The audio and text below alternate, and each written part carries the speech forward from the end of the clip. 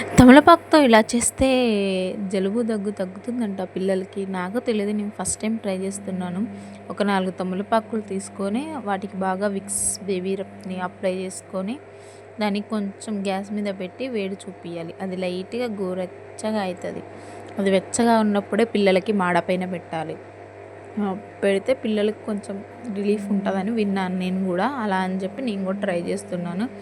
అలా మాడ మీద పెట్టేసేసి క్యాప్‌తో మొత్తం క్లోజ్ చేసేసేయాలి. క్యాప్ పెట్టకపోతే పిల్లలు ఉంచుకోరు కదా! అది పోతది కాబట్టి. కొంచెం జలుబు, దగ్గు ఉంది కాబట్టి పిల్లల్ని వెచ్చగా ఉంచడమే మంచిది.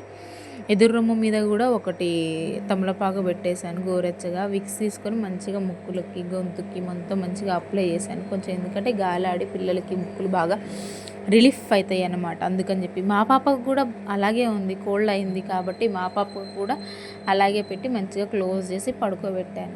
పిల్లలకి మాత్రం కొంచెం రిలీఫ్‌గానే ఉంది అని నాకు అనిపించింది. ఇలా మీరు కూడా ఒకవేళ ట్రై చేస్తే ట్రై చేయండి.